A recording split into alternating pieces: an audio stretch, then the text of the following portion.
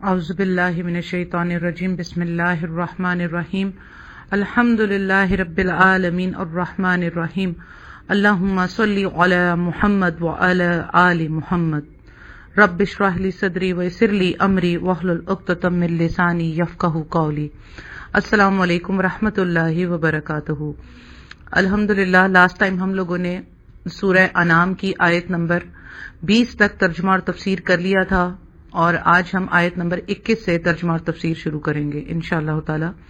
آیت نمبر 21 کا ترجمہ ہے، اور اس سے زیادہ بے انصاف کون ہوگا جو اللہ تعالیٰ پر جھوٹ بہتان باندھے یا اللہ کی آیات کو جھوٹا بتلائے، ایسے بے انصافوں کو کامیابی نہ ہوگی۔ یعنی یہاں پر اللہ سبحانہ تعالیٰ نے جھوٹ گڑنے والے کو جو ہے وہ نا انصاف کہا ہے، ٹھیک ہے، وہ نا انصافی کرتا ہے کیونکہ سچ کو چھپاتا ہے اور اس کی جگہ غلط بات کرتا ہے تو نا انصافی ہے۔ یعنی جس طرح اللہ پر جھوٹ گڑنے والا یعنی نبوت کا جھوٹا دعویٰ کرنے والا سب سے بڑا ظالم ہے، اسی طرح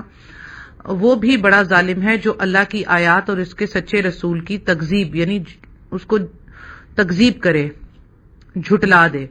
تو جھوٹے دعوی نبوت پر اتنی سخت وعید کے باوجود یہ واقعہ ہے کہ پھر بھی متعدد کافی لوگوں نے ہر دور میں نبوت کے جھوٹے دعوے کیے ہیں، اور یوں یقیناً نبی صلی اللہ علیہ وسلم کی یہ پیش گوئی بھی پوری ہو گئی کہ 30 جھوٹے دجال ہوں گے، یعنی کہ بڑے دجال کی آمد سے پہلے 30 جھوٹے دجال ہوں گے، اور ہر ایک کا دعویٰ یہ ہوگا کہ وہ اللہ کا نبی ہے۔ اور گزشتہ صدی میں بھی قادیان کے ایک شخص نے نبوت کا دعویٰ کیا، اور آج تک اس کے پیروکار اس کے لیے سچا نبی اور مسیح ہونے کی جو ہے وہ دعوے کرتے ہیں، اور ایک بڑی تعداد جو ہے وہ اسے نبی مانتی ہے، جبکہ کچھ لوگوں کا جھوٹے کو سچا مان لینا وہ سچائی کی دلیل نہیں بن سکتا، بلکہ سچائی کی دلیل کے لیے قرآن و حدیث کے واضح دلائل موجود ہونے چاہیے۔ تو جھوٹ بہتان باندھنا یعنی کہ جو اپنے آپ کو یہ کہے کہ مجھ پر وحی اترتی ہے اور اللہ کا میں نبی ہوں تو وہ جھوٹا ہے، تو اللہ تعالیٰ نے کہا ہے کہ جھوٹوں ایسے بے انصافوں کو کبھی بھی کامیابی نہیں ہوگی۔ تو جھوٹ سے جو ہے بہت زیادہ بچنا چاہیے۔ جھوٹ کو حدیث میں بھی بہت کنڈیمڈ کیا گیا ہے، اور قرآن کریم میں اللہ سبحانہ تعالیٰ نے فرمایا، ہم آگے چل کے پڑھیں گے کہ جھوٹوں پر باقاعدہ شیطان اترتے ہیں۔ وہ شیطان جو بڑے طاقتور ہوتے ہیں اور اڑنے کے بھی قابل ہوتے ہیں، تو وہ باقاعدہ، کیونکہ شیطانوں کی بہت سی قسمیں ہوتی ہیں، جنات کی بہت سی قسمیں ہوتی ہیں، بد جو جنات ہیں، تو ان میں جو اڑنے والے ہیں وہ باقاعدہ جھوٹوں پر اترتے ہیں، یعنی کہ وہ بڑے ہی طاقتور جنات شیاطین میں سے وہ قسم جو اڑتی بھی ہے وہ باقاعدہ جھوٹوں پر نازل ہوتی ہے، اترتی ہے۔ یہ ہم آگے چل کے قرآن میں پڑھیں گے، اور حدیث میں بھی جھوٹ کو بہت ہی زیادہ کنڈیمڈ کیا ہے۔ اور ایک حدیث میں آتا ہے کہ ایک بندہ سچ بولتا ہے، اتنا سچ بولتا ہے کہ اللہ کے ہاں وہ سچا لکھ دیا جاتا ہے، اور ایک بندہ ہر بات پہ، ہر معمولی بات پہ اور ہر بات پہ ہی جھوٹ بولتا ہے، اور اتنا جھوٹ بولتا ہے کہ اللہ کے ہاں وہ جھوٹا لکھ دیا جاتا ہے۔ آیت نمبر 22 کا ترجمہ ہے، اور وہ وقت بھی یاد کرنے کے قابل ہے جس روز ہم ان تمام خلائق کو جمع کریں گے، پھر ہم مشرکین سے کہیں گے کہ تمہارا وہ شر جن کے معبود ہونے کا تم دعویٰ کرتے تھے کہاں گئے۔ اللہ سبحانہ تعالیٰ یہاں پر قیامت کا دن یاد کروا رہے ہیں کہ جس دن ہم تمام خلائق یعنی تمام مخلوقوں کو جمع کر لیں گے، یعنی کیا جن، کیا انسان، کیا جانور، کیا پرند، کیا چرند، سب کو اللہ تعالیٰ اس دن جمع کریں گے، اور پھر ہم ان سے پوچھیں گے جو شرک کرتے تھے، یعنی مشرکین سے کہیں گے کہ کہاں ہے وہ تمہارا شریک جس کو تم شریک کرتے تھے، اب اس کو لاؤ جو جس کو ہمارے ساتھ شریک کرتے تھے کہ یہ جو ہے اللہ تک ہمارے پیغام پہنچاتا ہے اور یہ اللہ تک ہماری باتیں پہنچاتا ہے، یعنی اتنی طاقت رکھتا ہے کہ وہ یہاں سے زمین سے آسمان پر اللہ کے پیغامات لے کر جاتا ہے اور اللہ سے ڈسکس کرتا ہے اور اللہ سے منوا لیتا ہے۔ وہ شریک کہاں ہیں جن کے معبود ہونے کا بھی تم دعویٰ کرتے تھے؟ یعنی کہ آج ہمارے بھی نام نہاد مسلمانوں میں بہت سے لوگ ہیں جو کہ کہتے ہیں جی فلاں پیر ہے، فلاں ولی ہے اور فلاں وہ ہمارا جو ہے وہ مقدمہ لڑے گا قیامت کے دن اللہ سے، اور وہ ہماری یہاں دنیا میں بھی باتیں جو ہے وہ وسیلہ ہمارا بن کے اللہ تک ہماری دعاؤں کو قبول کرواتا ہے اور منظور کرواتا ہے. تو اللہ سبحانہ تعالی نے اس کو معبود ہونے کا درجہ دیا ہے کہ جس کو تم اس طرح برابر کرواؤ گے وہ اس کو میرا مطلب ان کو باقاعدہ تم معبود ہونے کا ان کے لیے دعویٰ کرتے ہو، کیونکہ ان کے پاس یہ قوت یہ طاقت اللہ کے جیسی ہے، تو یہ تو معبود ہو گیا. تو اللہ سبحانہ تعالیٰ کہہ رہے ہیں کہ ان سب کا جو ہے حساب کتاب قیامت کے دن تم سے لیا جائے گا اور پوچھا جائے گا کہ کہاں ہیں میرے وہ شریک جن کو تم شریک کرتے تھے ہمارے ساتھ. آیت نمبر 23 کا ترجمہ ہے، پھر ان کے شرک کا انجام اس کے سوا اور کچھ بھی نہ ہوگا کہ وہ یوں کہیں گے کہ قسم اللہ کی اپنے پروردگار کی ہم مشرک نہ تھے. یہاں پر اللہ سبحانہ تعالیٰ فرما رہے ہیں کہ ان کے شرک کے انجام اس کے سوا اور کچھ بھی نہ ہوگا کہ وہ یوں کہیں گے کہ قسم اللہ کی ہم مشرک نہ تھے. یعنی کہ قیامت کے دن جب انہیں سوال کی بھٹی میں جھوکیں گے تو دنیا میں انہوں نے جو شرک کیا اس کی معذرت کے لیے یہ کہے بغیر ان کے لیے مشرکوں کے لیے کوئی اور چارہ نہیں ہوگا کہ ہم تو مشرک ہی نہ تھے. تو یہاں یہ اشکال پیش نہ آئے کہ وہاں تو انسانوں کے ہاتھ پیر گواہی دیں گے اور زبانوں پر بھی مہریں لگا دی جائیں گی، پھر یہ انکار کر ہی نہیں سکیں گے. تو اس کا جواب حضرت ابن عباس رضی اللہ تعالیٰ عنہ نے یہ دیا کہ جب مشرکین دیکھیں گے کہ اہل توحید مسلمان جنت میں جا رہے ہیں تو یہ آپس میں مشورہ کر کے اپنے شرک کرنے سے ہی انکار کر دیں گے. تب اللہ تعالیٰ ان کے منہوں پر مہر لگا دے گا اور ان کے ہاتھ پاؤں جو کچھ انہوں نے کیا ہوگا اس کی گواہی دیں گے، اور پھر یہ اللہ سے کوئی بات چھپانے پر بھی قادر نہیں ہو سکیں گے. یعنی کہ یہ قیامت والے دن بھی چال چلنے کی کوشش کریں گے، اور جب دیکھیں گے کہ اب ہم پھنس گئے ہیں اور ایسی بات ہے تو یہ کہیں گے کہ ہم نے تو شرک کیا ہی نہیں تھے، ہم مشرک نہیں تھے. تو اللہ سبحانہ تعالیٰ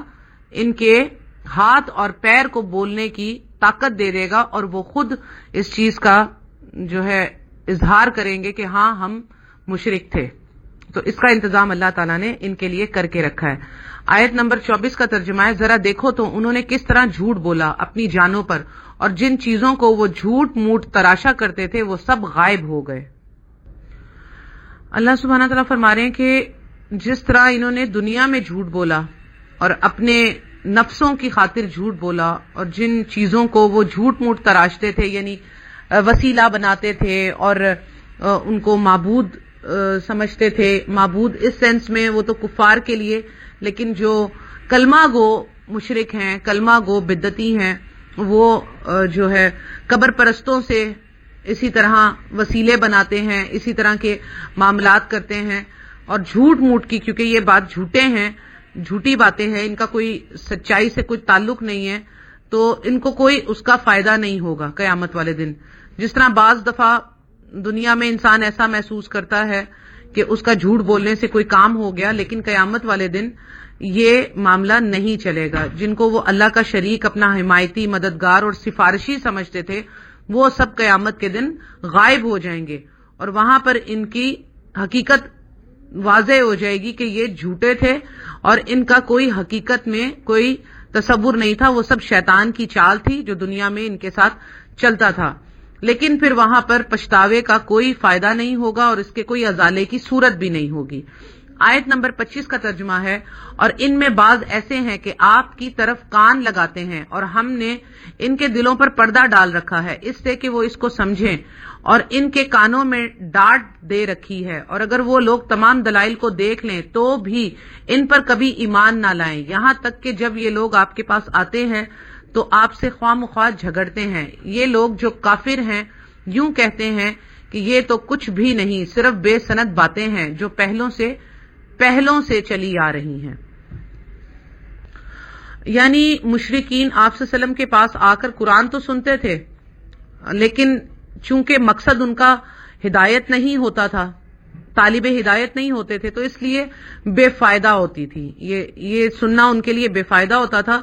کیونکہ ان کے کفر کے نتیجے میں ان کے دلوں پر بھی اللہ نے پردے ڈال دیے تھے اور ان کے کانوں میں بھی ڈانٹ ڈال دیے، جس کی وجہ سے ان کے دل حق بات سمجھنے سے قاصر اور ان کے کان حق بات کو سننے سے عاجز ہو گئے تھے. تو اب وہ ایسی گمراہی اور ایسی دلدل میں، گمراہی کی دلدل میں پھنس گئے تھے کہ بڑے سے بڑا معجزہ بھی اگر وہ دیکھ لیتے تب بھی ایمان لانے کی توفیق سے وہ محروم ہی رہتے. تبھی وہ یہ بات کہتے تھے کہ یہ قرآن سننے کے بعد کہتے تھے یہ تو پچھلوں کی، پہلوں کی باتیں ہیں، کہانیاں ہیں، قصے ہیں جو یہ سنائے جا رہے ہیں ہمیں. یہ پہلے کے دور میں بھی لوگ ایسے ہی کہتے تھے. تو اسی لیے یہاں سے یہ پتا چلا کہ نبی صلی اللہ علیہ وآلہ وسلم کے ہاتھ میں کسی کو ہدایت دینا نہیں تھی. یہ اللہ کا کام تھا کہ اللہ جس کو چاہتا تھا ہدایت دیتا تھا. اور نبی صلی اللہ علیہ وسلم کو بھی بار بار اللہ سبحانہ تعالیٰ نے قرآن میں یہی فرمایا جو ہم پڑھیں گے آگے بھی چل کر کہ آپ کا کام ہے پہنچا دینا، ہدایت دینا یا نہ دینا یہ اللہ سبحانہ تعالیٰ کا کام ہے. اس لیے آج کل کے جو مشرک ہیں، جو آج کل کے نام نہاد مسلمان جو شرک کی طرف بہت زیادہ مائل ہو کے مشرک ہو چکے ہیں، وہ یہی سمجھتے ہیں کہ آج بھی نبی صلی اللہ علیہ وآلہ وسلم جو ہیں وہ لوگوں کی ہدایت کا سبب بنتے ہیں اور نبی صلی اللہ علیہ وسلم اپنی قبر میں سنتے ہیں اور پھر اللہ تک لوگوں کی دعاؤں کو اور باتوں کو پہنچاتے ہیں. تو یہ سارے عقائد جو ہیں یہ سب غلط ہیں، کیونکہ اللہ سبحانہ تعالیٰ کی مرضی ہے. وہ جانتا ہے کون سا دل ٹیڑھا ہے، کون سے کان سنتے ہیں، کون سا دل اس پر ایمان لائے گا، کون سا نہیں لائے گا. تو اللہ سبحانہ تعالیٰ کا اکیلے کا، وہ اکیلا معبود ہے، وہ اکیلا فیصلہ کرنے والا ہے، وہی ساری باتوں کا علم رکھتا ہے. اس لیے یہاں پر یہ بات کو اچھی طرح سے سمجھ لینا چاہیے کہ اس میں کسی کا بھی جو ہے عمل و دخل نہیں ہے اللہ کی طرف سے ہدایت کا. تو اللہ سبحانہ تعالیٰ نے کہہ دیا یہ کافر ہیں، یہ کبھی بھی ان باتوں کو نہیں مانیں گے اور خواہ مخواہ آپ صلی اللہ علیہ وسلم سے بھی جھگڑتے رہیں گے. تو یہ جو ہے ان کو آپ اس طرح سے چھوڑ دیجئے. یہ یہی کہتے ہیں کہ یہ بھی پہلے والوں کی قصے کہانیاں ہیں. آیت نمبر 26 کا ترجمہ ہے اور یہ لوگ اس سے دوسروں کو بھی روکتے ہیں اور خود بھی اس سے دور رہتے ہیں اور یہ لوگ اپنے ہی آپ کو تباہ کر رہے ہیں اور کچھ خبر نہیں رکھتے. یعنی لوگوں کو روکنا اور خود بھی دور رہنا. اچھا صرف یہ نہیں کرتے تھے کہ خود رکتے تھے، بلکہ اگر کوئی قرآن سن کر راغب ہو رہا ہوتا تھا نبی صلی اللہ علیہ وسلم کی طرف تو ان کو روکتے تھے اور کہتے تھے کہ یہ تو جادوگر بھی ہے اور یہ باپ کو بیٹے سے جدا کر دیتا ہے، بیوی کو شوہر سے جدا کر دیتا ہے، تو اس سے دور رہو. اور خود بھی اس طرح کے پروپیگنڈاز وغیرہ کرتے رہتے تھے، لوگوں کو بھی روکتے تھے اور اپنی یہ جو حرکت تھی ان کی، تو یہ اللہ سبحانہ تعالیٰ کہہ رہے ہیں کہ اپنی ہلاکت کا سامان جمع کر رہے ہیں. اس لیے آج ہمیں اس چیز کا خیال رکھنا چاہیے کہ آج ہم نیکی کی طرف راغب ہوں اور نیکی کا حکم دیں اور برائی سے بچیں اور برائی سے لوگوں کو بچنے کا حکم کریں. اگر کوئی بہن ہماری یا کوئی مسلمان خواتین ہیں ہماری، ان میں سے اگر کوئی پردہ نہیں کرتا یا اس طریقے کے معاملات نہیں کرتا، تو نہ کہ ان کو اس کے اوپر جو ہے وہ مزید بڑھاوا دینا چاہیے، بلکہ انہیں ان چیزوں سے روکنا چاہیے کہ یہ اللہ تعالیٰ کی نافرمانی ہے اور اس سے بچیں کہ یہ آپ کے پاس پتہ نہیں کتنا وقت ہے، شاید آج آپ کا سانس ہے، سو کر ہی نہ آپ اٹھ سکیں اور آپ اللہ کے ہاں جب حاضر ہوں گے تو اللہ کو کیا جواب دیں گے. تو اس لیے خود بھی نیکی کی طرف جائیں، امر بالمعروف کریں اور امر بالمعروف کا حکم بھی دیں، نہیں انل منکر کریں، یعنی برائی سے بچیں اور برائی سے لوگوں کو بچائیں بھی، برائی سے بچنے کا حکم بھی دیں. آیت نمبر 27 کا ترجمہ ہے اور اگر آپ اس وقت دیکھیں جبکہ یہ دوزخ کے پاس کھڑے کیے جائیں گے تو کہیں گے ہائے کیا اچھی بات ہو کہ ہم پھر واپس بھیج دیے جائیں، اور اگر ایسا ہو جائے تو ہم اپنے رب کی آیات کو جھوٹا نہ بتلائیں اور ہم ایمان والوں میں سے ہو جائیں. اللہ سبحانہ تعالیٰ نے ان کی آنے والی جو سچویشن ہے جہنمیوں کی، کافروں کی، انکار کرنے والوں کی، ان کی جو ہے وہ خبر بھی ہمیں دے دی کہ اس دن جب یہ جہنم میں ڈال دیے جائیں گے تو یہ کیا کہیں گے کہ ہمیں جو ہے وہ اللہ سبحانہ تعالیٰ آپ دنیا میں واپس بھیج دیں، لیکن پھر وہاں سے دوبارہ دنیا میں آنا ممکن نہیں ہوگا، تو وہ اپنی اس آرزو کی تکمیل نہیں کر سکیں گے. کافروں کی اس آرزو کا ذکر قرآن نے اور بھی بہت ساری جگہ پر کیا ہے. سورہ مومنون میں آتا ہے کہ وہ کہیں گے کہ اے ہمارے رب ہمیں اس جہنم سے نکال لے، اگر ہم دوبارہ تیری نافرمانی کریں تو یقیناً ہم ظالم ہیں. اللہ تعالیٰ فرمائے گا اسی میں ذلیل اور خوار پڑے رہو اور مجھ سے بات نہ کرو. اسی طرح سورہ سجدہ حامیم سجدہ میں جو ہے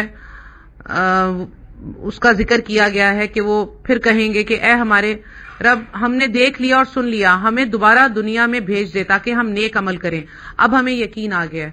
تو یہ اس وقت ان لوگوں کے لیے وہ یہ سب کچھ کہنا بالکل فضول ہوگا، بے فائدہ ہوگا، کیونکہ جس وقت انہیں اللہ کی طرف آنا چاہیے تھا وہ نہیں آئے۔ اس لیے آج ہمارے پاس وقت ہے کہ ہم اپنے اس وقت کو اپنے رب کے لیے سرو کریں۔ اپنے رب کے لیے کیا، اس کو ہماری عبادت کی ضرورت نہیں ہے، ہمیں ضرورت ہے اس کی عبادت کرنے کی، تاکہ ہماری بخشش ہو، ہم کامیاب ہو جائیں۔ ہم اس لیے ہمیں عبادت کرنے کی ضرورت ہے، کیونکہ اللہ سبحانہ تعالیٰ نے قرآن میں فرمایا کہ ہم نے پیدا نہیں کیا انسانوں اور جنوں کو اس لیے کہ وہ ہماری عبادت کریں، اور جنوں انسان کے علاوہ درخت، چرند، پرند، ہر شے جو ہے وہ اس کی عبادت اور حمد و ثنا میں مصروف ہے، سوائے انسان اور جن کے، جس کو اللہ تعالیٰ نے جو ہے وہ نفس دی ہے کہ وہ اپنی مرضی کر سکتا ہے، چاہے تو عبادت کرے، چاہے تو منہ پھیر لے۔ اسی لیے انسان اور جنات کے لیے جنت اور جہنم ہے، نہ کہ کسی اور مخلوق کے لیے۔ تو اس لیے آج ہمارے پاس وقت ہے، ہم اپنے اس وقت کو اپنی جو ہے نجات کے لیے صرف کریں، اور ہمارا رب ہے ہی اس قابل کہ اس کی حمد و ثنا کی جائے۔ نبی صلی اللہ علیہ وسلم نے کیا خوب فرمایا کہ 3 چیزوں کی جو ہے وہ بہت قدر کرو۔ ایک وقت کی، تاکہ جب وقت ہے اسے ضائع مت کرو، اور اس میں زیادہ سے زیادہ عبادت کرنے کی کوشش کرو تاکہ تم قیامت میں نجات پا سکو، قبر میں نجات پا سکو، میدان حشر میں نجات پا سکو۔ اور ایک صحت کی، کہ بیماری سے پہلے صحت ہے آپ کے پاس تو آپ اس صحت کا فائدہ اٹھائیں، نمازیں پڑھیں، نوافل کی ادائیگی کریں، اور زیادہ سے زیادہ بھاگ دوڑ کریں اللہ کی راہ میں۔ تو ایک وقت، ایک صحت، اور ایک اور چیز ہے جو اس وقت میرے دماغ سے نکل گئی ہے، یعنی کہ یہ چیزوں کی بہت زیادہ جو ہے ضرورت ہے ہمیں ان کی قدر کرنے کی، کیونکہ یہ ہمارے لیے ایک بہت ہی بڑی جو ہے نعمت ہے اللہ تعالیٰ کی طرف سے کہ ہمارے پاس وقت ہے، ہمارے پاس صحت ہے، تو ہم ان چیزوں کی۔ ہاں، اور تیسری چیز مال۔ اگر آپ کے پاس مال ہے تو آپ اسے اللہ کی راہ میں خرچ کریں، اس سے پہلے کہ آپ کے پاس وہ مال نہ رہے اور آپ یہ حسرت میں رہ جائیں کہ میرے پاس اتنا مال تھا، کاش میں اسے اللہ کی راہ میں خرچ کرتا تو میرا مال بھی دگنا ہوتا اور میں اللہ کے ہاں جو ہے وہ قیامت میں کچھ لے کر بھی جا سکتا۔ تو وقت، صحت اور مال، ان کی قدر کرنی چاہیے، یہ ہمارے پاس موجود ہیں، اس میں سے جو کچھ بھی ہمارے پاس موجود ہو اس سے ہم بھرپور فائدہ اٹھائیں۔ آیت نمبر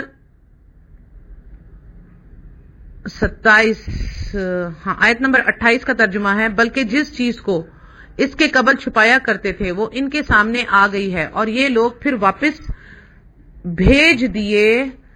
جائیں تب بھی یہ وہی کام کریں گے جس سے ان کو منع کیا گیا تھا، اور یقیناً یہ بالکل جھوٹے ہیں۔ لیجئے، یہاں پر اللہ سبحانہ تعالیٰ نے یہ بتا دیا کہ اگر یہ دوبارہ دنیا میں ان کو بھیج دیا جائے،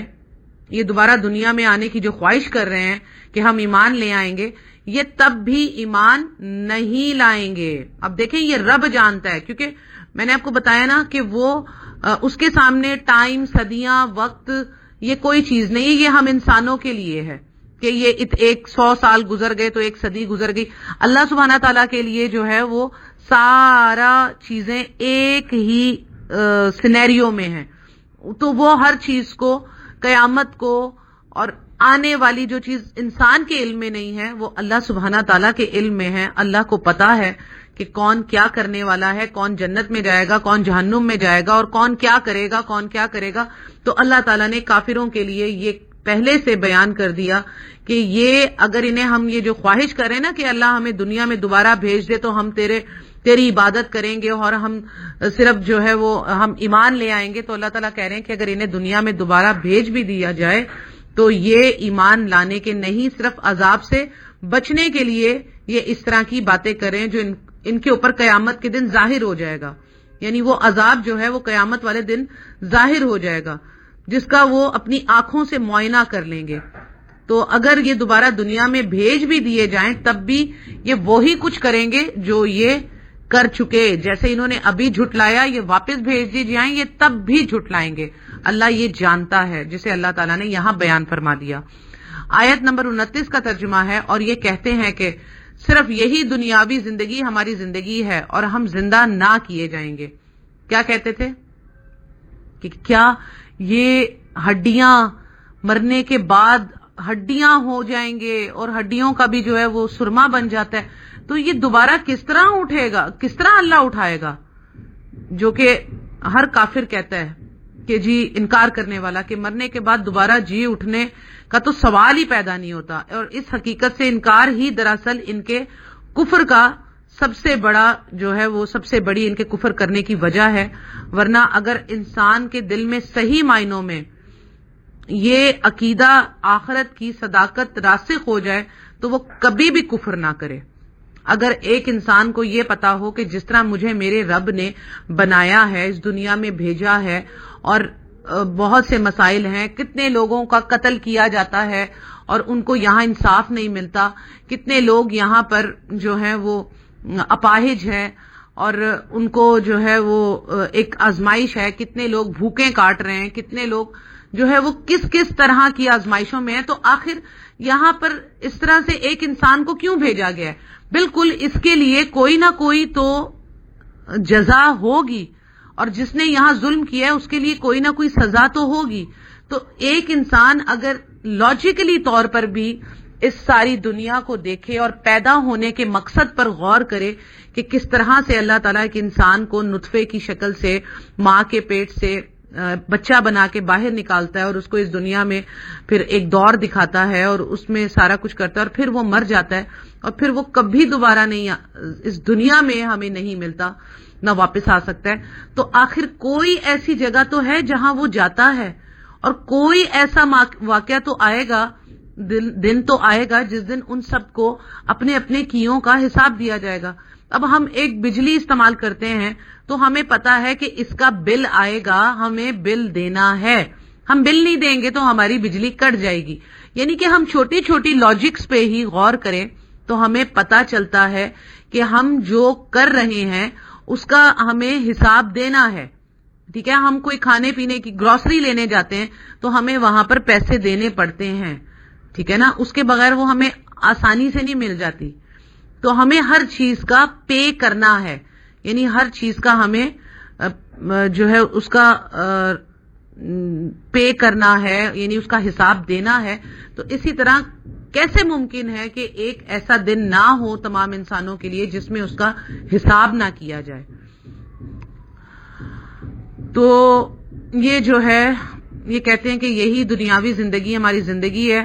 ہم دوبارہ زندہ نہ کیے جائیں گے۔ اس لیے آپ کافروں کو دیکھیں گے، اور ان لوگوں کو بھی، کفر سے مراد صرف یہ نہیں ہے کافر سے مراد کہ یہودی یا عیسائی یا ہندو یا کسی اور غیر مسلم کو، اس سے مراد ہر وہ انسان ہے جو اللہ کے قرآن کا اور نبی صلی اللہ علیہ وسلم کی سنت اور احادیث کا انکار کرتا ہے۔ اس کے زمرے میں کوئی مسلمان اپنے آپ کو نام نہاد کہتا ہے اور اگر اس کے عمل نہیں ہے تو وہ بھی اسی زمرے میں آتا ہے، کفر کے، یعنی انکار کرنے کے۔ تو بہت سے لوگوں کو آپ دیکھیں گے کہ وہ دنیا کی زندگی میں ہیں، اور سورہ کہف میں بھی ان کا ذکر کیا گیا ہے کہ وہ دنیا کی ہی کاموں میں مصروف رہیں گے، یعنی کہ جیسے صفا و مروہ کی سعی کی جاتی ہے تو وہ دنیا کے کاموں کی ہی سعی میں لگے رہیں گے، یہاں سے وہاں، وہاں سے یہاں، لندن، کینیڈا، پاکستان، یہ وہ، ادھر ادھر سارا کچھ، وہ مطلب دنیاوی معاملات میں ہی گرفتار رہیں گے، کیونکہ ان کو اس دنیا کی زندگی کی پرواہ ہوگی کہ یہاں ہم کامیاب ہو جائیں کسی بھی طریقے سے، تو ان کا معاملہ جو ہے وہ آخرت کی طرف اس طرح نہیں ہوتا جس طرح ہمیں قرآن اور حدیث بلا رہا ہے۔ تو ان لوگوں کی بھی صحیح جو ہے وہ برباد ہو جائے گی اس دنیا میں، کیونکہ ان کو اس قیامت کا، اس آخرت کا کوئی بھی جو ہے وہ اس کا کوئی خیال نہ رہے گا۔ تو اللہ تعالیٰ نے ان لوگوں کو بھی جو ہے وہ باخبر کر دیا ہے کہ ایسے لوگ جو ہیں وہ قیامت والے دن کوئی بھی فائدہ نہ حاصل کر سکیں گے۔ آیت نمبر 30 کا ترجمہ ہے، اور اگر آپ اس وقت دیکھیں جب یہ اپنے رب کے سامنے کھڑے کیے جائیں گے، اللہ فرمائے گا کہ کیا یہ امر واقع نہیں ہے؟ وہ کہیں گے بے شک، قسم اپنے رب کی، اللہ فرمائے گا تو اب اپنے کفر کے عوض عذاب چکھو. یعنی کہ جب یہ کفار اپنی آنکھوں سے مشاہدہ کر لینے کے بعد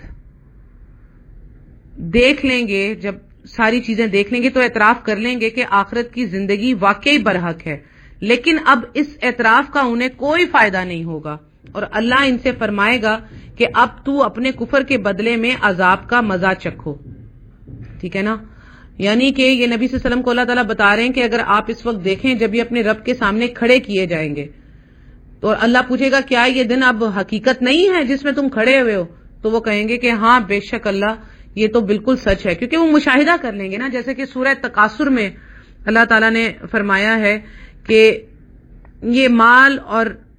اولاد اور دولت اور مال کی محبت میں اتنے زیادہ گم ہو گئے کہ انہوں نے قبریں دیکھ لیں، اور یقیناً یہ جہنم کو دیکھ کر رہیں گے، اور جب یقینی طور پر دیکھ لیں گے تو اللہ تعالیٰ نے وہاں پر جو ہے وہ سورہ تکاثر آپ پڑھیں اور اسے بہت زیادہ پڑھا کریں نماز کے اندر بھی. اس سے جو ہے مال و دولت کی محبت بھی کم ہوتی ہے، الا یہ کہ جو حلال طریقے سے کمائی جائے اور اللہ کی راہ میں خرچ کی جائے، اپنے بیوی بچوں پر خرچ کی جائے، اپنے سفید پوش رشتہ داروں پر خرچ کی جائے. اس کے علاوہ جو ہے وہ انسان جو ہے اس دن قیامت کو جب دیکھ لے گا، وہ دن دیکھ لے گا، اور جب دیکھ لے گا کہ میں اٹھایا گیا ہوں تو اسے پتا چل جائے گا، بلکہ قبر میں ہی پتا چل جائے گا کہ کیا سچائی تھی اور کیا جھوٹ تھا. وہ قبر میں ہی پتا، کیونکہ قبر پہلی منزل ہے،